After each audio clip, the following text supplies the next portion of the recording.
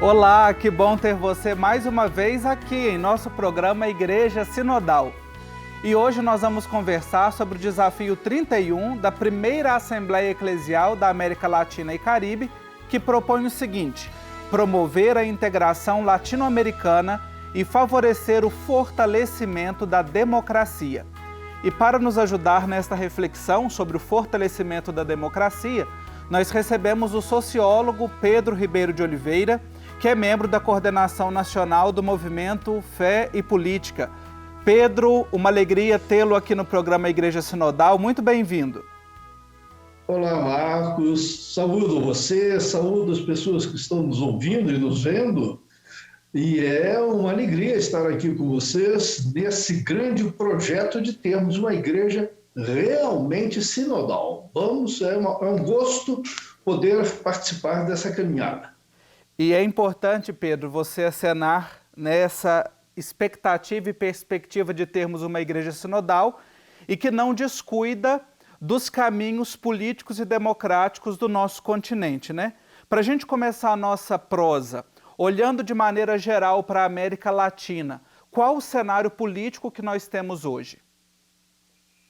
É um cenário muito diversificado, não é? A América Latina, como sempre, ela é um conjunto um pouco dispar, um pouco diferenciado de países, de sociedades, de economias, enquanto algumas caminham no sentido da democracia ou têm um crescimento econômico, outras estão caminhando no caminho, na direção contrária. Mas eu diria que hoje, nesse início da década de 2020, 2021, 2022, o cenário da democracia na América Latina, América do Sul especialmente, América Central e Caribe, não é tão animador. Mas na América do Sul, para mim, muito animador. Eu acho que nós estamos fazendo buscas da construção da democracia num sentido muito positivo. Especialmente me anima a construção de uma sociedade democrática e pluralista e realmente inovadora no Chile. Depois de todos aqueles movimentos de 2 anos atrás, fizeram uma Constituinte, a Constituinte está chegando ao final dos seus trabalhos, propondo realmente uma Constituição extremamente inovadora, não só em termos da América Latina, mas em termos mundiais. Eu acho que ali são irmãos e irmãs nossos, né, do Chile, que estão apontando coisas novas para o mundo todo. E espero que o Brasil, a partir do ano que vem, de uma maneira ou de outra, também entre dentro dessa caminhada. É importante nós olharmos este aceno que o senhor traz nos últimos 2 anos, porque nós observamos, de certa forma, um movimento pendular, né? Político, econômico, social, democrático, e agora nos últimos 2 anos aí vários países passando também pelo processo de renovação. Recentemente tivemos a Colômbia, agora o Brasil é o próximo país também a passar por eleições, né, a ir ao pleito. E Pedro, nós tivemos aí esse olhar de maneira geral. Agora, há pessoas que de certa forma elas demonizam essa relação de religião e política, né? Não aceitando que esse seja um assunto necessário no ambiente eclesial. Como é que nós podemos trazer o assunto da democracia para dentro das nossas comunidades eclesiais? Olha, a questão não é simples. Não é simples simplesmente demonizar a política, quer dizer, a pessoa religiosa, o cristão, a cristã, quem tem fé cristã, não pode se envolver em política. Isso seria um absurdo, seria um erro muito grave, não é? Porque se a política na definição clássica, e que acho que continua de pé, ciência e arte do bem comum, o cristão tem que buscar o bem comum. Nós somos obrigados, nossa ética cristã é de propiciar o bem de todos, o bem comum, o bem comum. Por outro lado, tem uma certa razão quando se diz que a política não deve instrumentalizar as igrejas, nem as igrejas devem instrumentalizar a política. Por exemplo, é uma sabedoria do Brasil, é que o Brasil nunca teve um partido católico.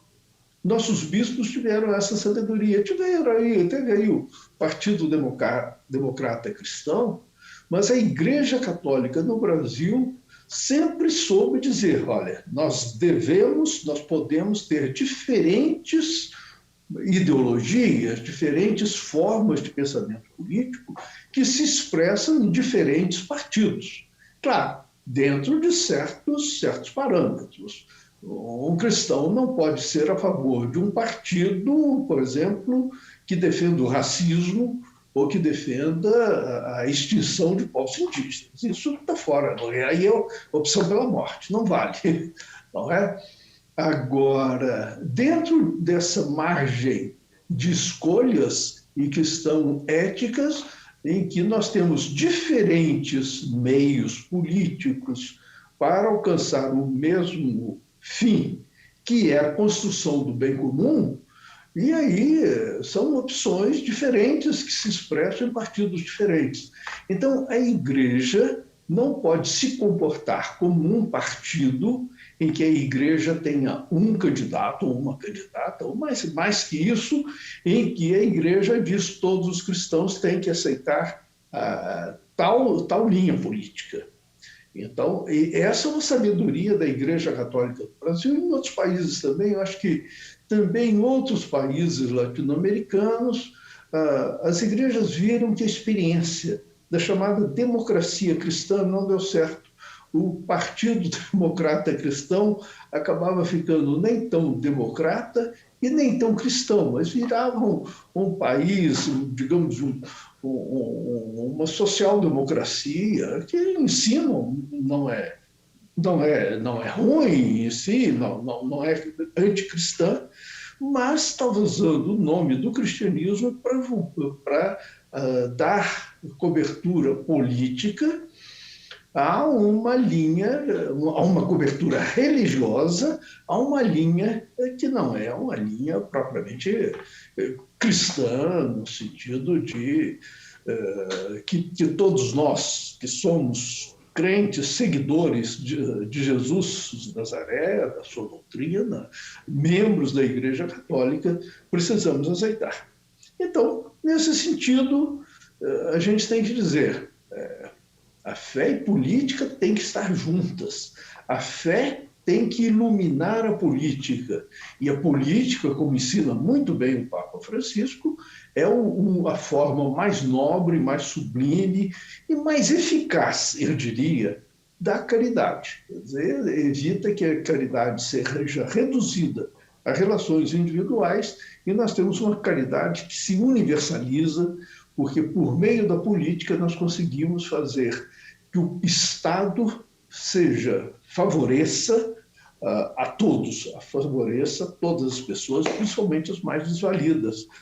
Essa é a antiga e boa opção política das igrejas cristãs. Agora, de posse dessa iluminação, né, dessa relação lúcida entre fé e política, a Assembleia Eclesial nos propõe o fortalecimento da democracia.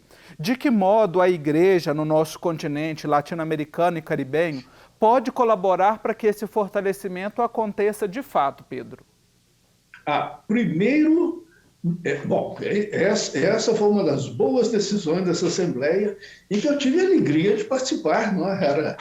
Era assembleísta, como se dizia, e tive essa alegria de participar, e é muito importante que a Igreja Católica assuma claramente a opção democrática. Isso, você vai dizer, mas será que a Igreja não assume, não tem essa opção? Nem sempre. Por muitas vezes, e ainda hoje em certos lugares, a gente vê a Igreja que se diz democrática, mas que apoia regimes que são antidemocráticos, porque são regimes mesmo não sendo totalitários, mas que são regimes que beneficiam uma parte da sociedade em detrimento de outra. Não é? Então, isso existe. De modo que eu acho muito importante essa orientação da nossa Assembleia Eclesial, no sentido de que a Igreja assuma realmente a democracia. Uma das coisas bonitas é a democracia como valor. Aliás, sinodalidade e democracia não são propriamente sinônimos, mas têm muita coisa em comum. Então, é normal que uma igreja sinodal seja também uma defensora da democracia e, dentro dela mesma, seja democrática. A democracia entendida como uma participação responsável de todas, não é simplesmente que nós vamos votar para bispo, para pároco e outros mais, mas que todos participam e responsavelmente sejam responsabilizados pelas suas decisões. Nesse sentido, é uma igreja que pede a democracia na sociedade, mas em que ela também se torna mais democrática, assumindo a democracia como um valor, um dos grandes valores da nossa civilização ocidental. É ótimo. Nós estamos conversando sobre o fortalecimento da democracia neste contexto da Igreja Sinodal, da primeira Assembleia Eclesial para a América Latina e Caribe, com o sociólogo Pedro Ribeiro. Nós vamos fazer um intervalo bem rapidinho e já a gente continua essa conversa. Estamos de volta com o nosso Igreja Sinodal e o nosso convidado de hoje é o sociólogo e membro da Coordenação Nacional do Movimento de Fé e Política, Pedro Ribeiro de Oliveira. Nós estamos discutindo sobre o desafio de número 31 da primeira Assembleia Eclesial, que aborda o fortalecimento da democracia. No primeiro bloco, a gente deu um panorama sobre essa relação de fé e política, sobre o contexto político do nosso continente, e terminamos falando sobre o papel, de que modo que a igreja pode orientar para essa vivência. E o Pedro trouxe para nós aqui uma relação muito interessante sobre a igreja sinodal, uma igreja que deseja ser sinodal, ela vive e apoia, orienta o fortalecimento de uma sociedade democrática. Falamos da igreja, pensamos enquanto instituição.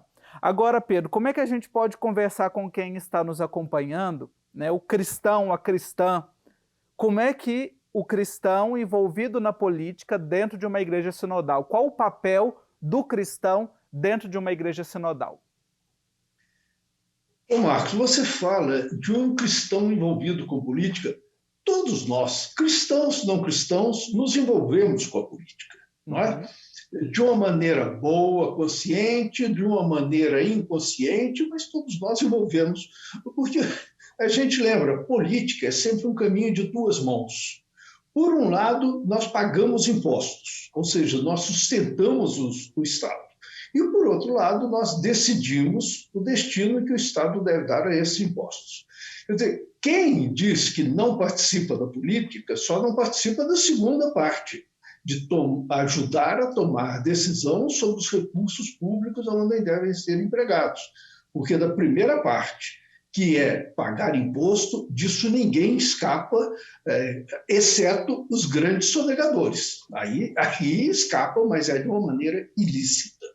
Então, agora eu entendo que quando você está falando de cristão que participa da política, quer dizer pessoas que estão mais envolvidas, seja na política, nos partidos políticos, ou no sindicato, nos movimentos, nas associações, não é? Pode ser tanto a política na sociedade civil quanto no Estado.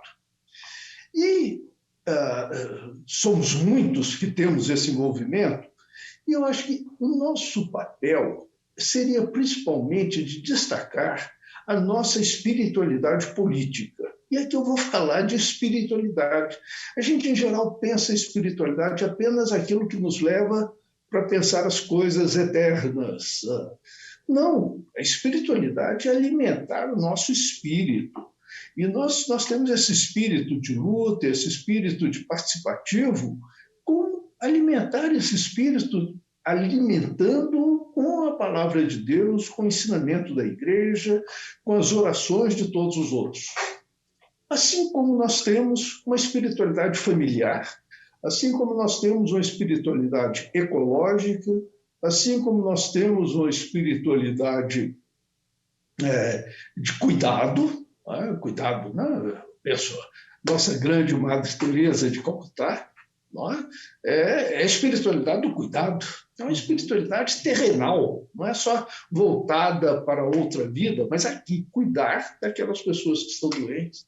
Então, é valorizar esta espiritualidade política como uma das espiritualidades que deve ser alimentada pelo conjunto da igreja e que, por outro lado, deve repercutir no conjunto da igreja.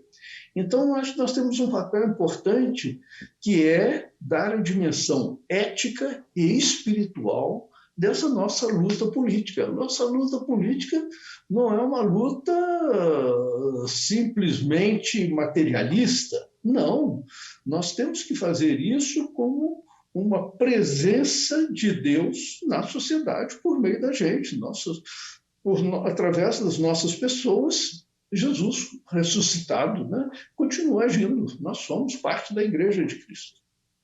Agora, nós tivemos recentemente uma instituição importante que o Papa Francisco fez para a igreja no mundo todo, que foi do Ministério de Catequista, recuperando o Ministério de Catequista. E uma orientação pastoral desse desafio que a gente está conversando hoje, o desafio 31, é a seguinte: criar um ministério para os cristãos envolvidos na política, promovendo uma compreensão adequada da democracia. O senhor considera que esta seja uma orientação, esta orientação pastoral, que ela é uma resposta eficaz para este desafio do nosso continente? Olha, você me pega em dúvida. Né? Por um lado, é muito bom a gente ter um reconhecimento desse ministério. O ministério não é mais do que a palavra grega para serviço, não é? Então, claro que eu, quando estou atuando no nosso movimento Fé e Política, eu estou exercendo o ministério da igreja. Agora, será que é bom ter esse ministério reconhecido pela autoridade eclesiástica? Eu não sei. Eu já sou do século passado, não é? E eu vivi a experiência da ação católica. E a ação católica era justamente a participação do leigo, dos leigos e leigas no ministério da hierarquia.